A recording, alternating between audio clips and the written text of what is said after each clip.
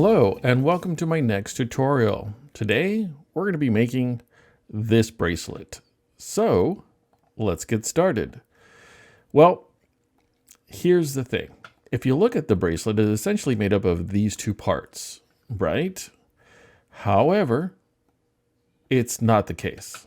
But if you go over to your shapes library and go to hardware, we're going to want these two parts right here, the socket and the seated ball. Okay, so this one here, all we're going to do is move it forward, and that's about it. These are the what I use to create mine, so that's why these are there. And this one, notice there are two parts. There is the longer one and the shorter ball. You're going to want to put the shorter ball right here. And let's go ahead and put that at 90 degrees. Now what you want to create is a little circle along with the purple shape. Okay. Now that's good. But here's the thing. If you were to just leave it like this, you would make a string of a bracelet that won't move. It won't turn. It'll just stay perfectly straight. And that is very uncomfortable. So not what you want. We have to manipulate this part right here because honestly, we can't do anything to it. You see right here where it says scaling locked? That means we can't move this up or down. But what we can do is we can group it with other things. And one of the things that we can group it with is a sphere. Now, we're not going to do that, but let's go ahead and let me show you what we're going to do. We're going to increase the steps. And let's see, I already have one of these down. So let's look at the measurements. It's over here. It's a little gray one over here. All right. So let's look at the measurements that we want. First, the height, 10.03. So 10.03. And we're going to make this a hole. I believe this one right here is also, 10.4, which is essentially the same thing. 10.04, great. There's that. Now we want the one across, 9.5. 9.5. So here's the deal. This ball right here, this sphere, is 10. Yep, there it is, 10, right? This is 9.5. So essentially we're taking half away from this ball so that it'll fit a little bit looser in here. However, life is not that easy, so please pay attention. We're going to drag this over here. Now, why doesn't this fit? Here's the reason. This ball, or this tool right here, this shape, has been cut off here at the bottom. So we want this one to go down just a little bit. I have my snap grid off. That way I can move this very easily. Actually, before we move that down, let's go ahead and align. I'm going to click the letter L, but you can also click here to align these two. But before you click on these little black dots, you might want to click on this big model right there, the orange part. That way it doesn't move. You want the hole to move. So now click that. Now it is exactly in the center. We just need to move it down. I'm going to click away. Now I'm going to move this down. All right, that's not bad. But it's also not in the exact place. I want it to move back now. So I'm going to move this back with my arrow keys on my keyboard. All right, that's looking good. Let's look at over here. I'm going to move this forward a little bit. There you go. You see how it's pretty much the same thickness throughout? That tells me that it is exactly where I want it to be. Great. So now we have this hole exactly where we want it. Now what we're going to do next is bring out a cube, that one, right there. What? I can't really see this. Now I'm not going to make this a hole yet. I just wanted to be able to see what I'm doing here. So I'm going to click the letter T. And now I can see through it. It really does matter where this thing ends. So let's look over here. We want this wall to be right around here. So I'm going to use shift and back arrow to move it faster. Shift and back arrow. And that looks about right. Okay, so now we need to make sure that this is aligned or centered with this, this part. So I clicked on this, and I'm going to hit shift and hold the shift and select that one. Now I'm going to click the letter L. I don't want this to move, so I'm going to click on this first, and then the center line, right? Or the little dot. Now this should be centered. Let's check it. It looks centered now, right? Looks centered now. All right, looks good. And let's go ahead and zoom in here. So what we want is we want to group the ball or the sphere that's in here, that's a hole, and this cube. Now the question is, how do you select just the cube and the hole that's a ball? Well, you're going to select all three, and then you're going to click the shift button and hold it down while you click on this one, and it gets rid of that one. Now you have the two that you want. I'm going to hit Control G, or you can click this button right here to group it. Now, this right here is, let me move it up so you can see exactly what I'm talking about. There it is. You see, that's what I want. Let's get rid of this over here. That way you can focus on this one. This is what I want. So I'm going to undo what I just did. There. Now I can get rid of that. Now, you see how it's pink and transparent? You can see through this. What I want to do is see the stripes. It tells me, hey, now I'm the shape that's going to get rid of other stuff, because that's exactly what I want. And because I want it to be thinner on either side, this one is not going to be affected, but these sides will be. So since I already aligned it, I'm going to group these two. Control G. Now this thing is slightly thinner, and it's exactly where I want it to be thinner, just on the right and left sides. So you need to print about 10 of these to make a bracelet. I know.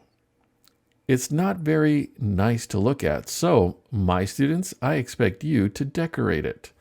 Now, where can you decorate this? Well, on the sides and on the top. However, you're going to mess it up if you don't think about what will happen. Now, let me show you what I did with these right here. Let me drag this over here. This was a flower that I got in the shapes library. I put it here, here, and on this side. But I do want you to notice nothing is sticking out through this purple section. If it is, this ball right here will not fit in here, and you will be left with a bunch of pieces. It will not work. This flower, what I would do is, because I already printed this one time and it wasn't very obvious, so I would make this as big as possible without needing any supports. Another one that I did recently is this one. Let me drag this over here. I found this in the shapes library. Now, when I made this, it did not go through this wall, which is perfect. However, I want you to be aware that anything you put on the side right here, you need to make sure that it starts going up immediately. If it starts going just straight across, it's going to fail during the print or get messed up. Up here, it can be against the wall because it already has the base. It'll just print on top of the fingers, but not here. Again, this hand, I think I maximized it so that it came out okay. But let me show you one that you need to be very careful, and I know it's going to be super popular, and that is a sports ball. Let me just zoom over here. There it is. By the way, I clicked the letter F to zoom over here. Now this ball, had I left it the way it was, would have gone through here, and if I printed it, nothing would be attached to it. So what did I have to do? Well, I had to cut it. So I cut it in half, put it right here. Now let's say you're not really sure, because you know it's kind of hard to see. You can always click on this purple object, click the letter T, and now you can see exactly where that ball is. Yep, it's not going through anything. It is fine. Now, I always check whenever I'm making these designs, is it connected at the bottom? I can't just assume that because it looks like it's connected, that it is, I have to check every single time. Now, another one that I know is going to be a popular modification for what we're doing here, and that is, let me see if I can get this out of the way. The letters. The letters came out pretty well, actually. Now, if you're making a bracelet, maybe you can spell your friend's name if you're going to be giving it to your friend, or maybe your favorite sports league, maybe just a word that you like. I don't know. This A did not come out fairly well, so maybe, oh, is it grouped already? Is it grouped? Yeah. Maybe move it up a little bit. But here's what I'm talking about, okay? This is going to be hard. Please pay attention to this part. I tilted the A so it's not coming out straight. I tilted it back a little bit so that when it's printing, it will not fall down. But here's the thing I also had to do was make sure that none of the A was sticking out. And let me show you how I did that. I put a sphere behind it and I made it a hole, but I didn't just put it right there. I moved the sphere so that the center of it was going to take it out. That way there's a curve that I can use for this. So I tilted it, then I brought in the sphere, then I grouped it, and then this was left over. In fact, let me show you. I'm going to ungroup this so you can see what it is. There it is. That's what I did. Okay, let me regroup that. Once down here, I just try to get it as close as possible. And I honestly like the way it looked. However, right now, I would move this just a little bit forward. And again, you want to make sure that it is connected. And up here it's connected. Otherwise, again, when you're trying to print it, it will not look cool. All right. That A would stick out there. Now, please be aware, when you do this, let me bring in my tool to help you see what I'm talking about. And this tool will help you measure things. You need about 9 to 10 of these shapes for a normal child. I know, but what's normal, right? Well, this tool right here will help you measure things. Let me just move this out of the way here. This is what we want to measure. Oh, right here. Now, the ruler tool has a center point. Now, from the center point to the edge of this shape, it tells you right here, this is the green section, 12.9. The actual shape, or the width of this shape, is going to be 10. That's what the blue line's for. So the blue represents the shape that's close to the ruler, and the green tells you how far it is. Now, this one right here should be green, but it's so small that this thing is actually very close to the line. You see right here, there's that little green. You see how it just passes that line. Now, if I select both of them, what I can do is click on this and hit 0. I moved it all back. Now it's exactly on the line. Now, if I wanted to, I can click 0 here, and now there's that. Now, perhaps you'd like to measure your wrist and see how many of these you need. Let's say you have a wrist that is really, really skinny and you need 8 inches. You know, if you're using that measurement, you could be using millimeters and say, well, looks like I need 100 millimeters or something. Well, you can use this and say, well, this is 25. So it looks like I'm going to need, oops, did I grab that too? I'm going to need 4 of these, or I'm going to need 7 of these, or so you can just keep on going. Now, here's the thing. If you select both of these, and I'm going to click Control D to duplicate. Let's do that again. I'm going to it's Control C and Control V. Now, some students might do this and be like, okay, I'm going to put the next one here, and then I'm going to click Alt and then drag it over here, click Alt and drag this over here. But here's the thing. This is not how it's going to be when it's on your wrist. This is actually going to be in there. And this one in here. And this one, shift and drag over here. So what you think is enough is actually not, until you find out what they all look like when they are together. And this one here, by chance, is going to be 76. So if your wrist measures 100, you're going to need a few more of these.